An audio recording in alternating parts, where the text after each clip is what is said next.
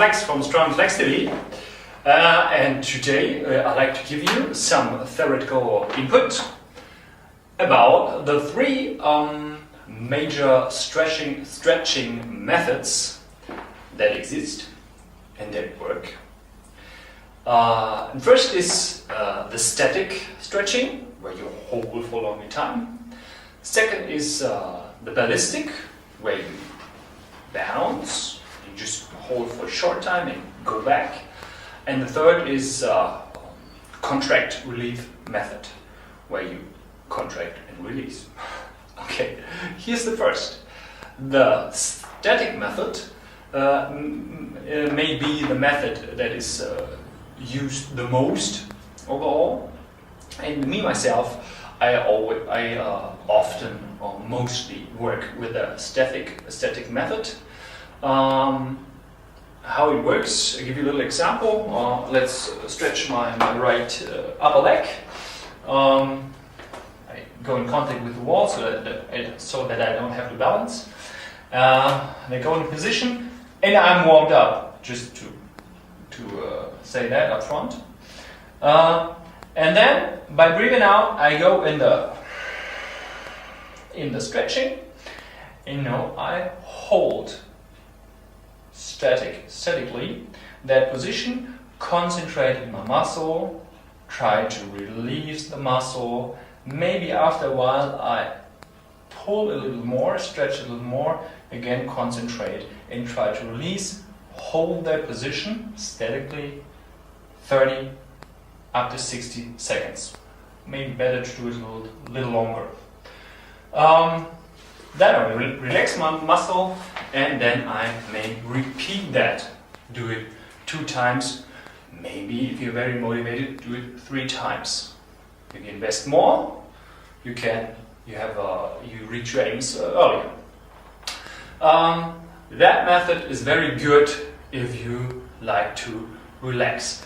If you do it after workout, not just right after the exercise, then you have pumped up muscles and then it's not good to stretch. But if you have been working out and you go on the bike and ride the bike for 15 minutes and calm down, and then you go in the stretching area and do your stretching, then that static stretching method might be the best for you. Second method, the ballistic stretching. This is very useful combined with sports.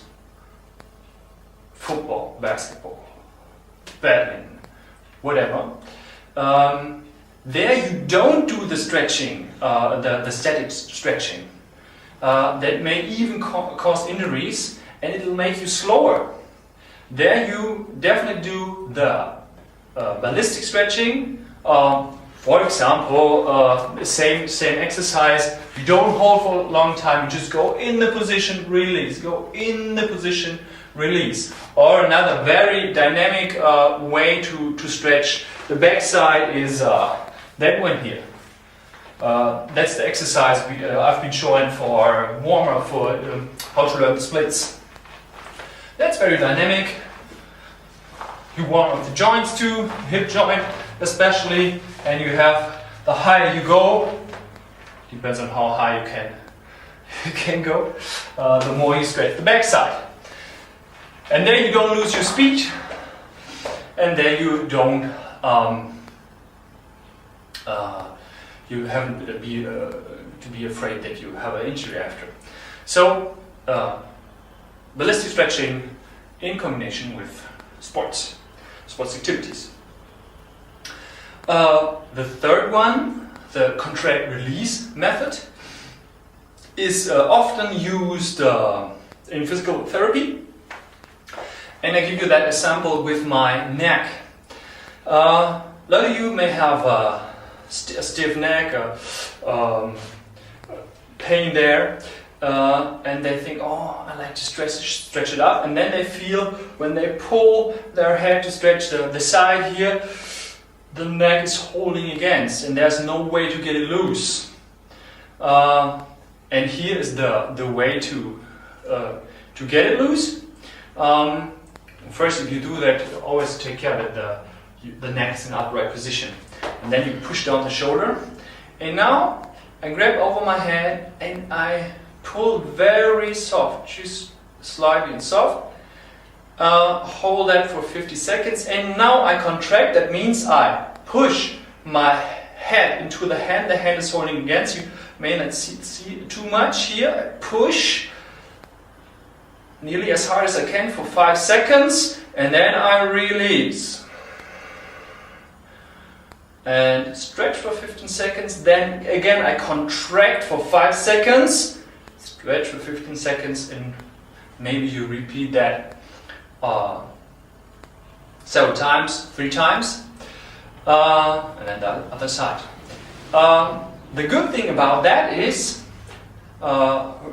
firstly, you have a strength exercise in that included, and secondly, after the contraction, it's a lot easier to release. Often the problem is that you don't find the order, you don't find the way to release the muscle. But if you contract and you release a contraction, you can go over that and use that to release the muscle.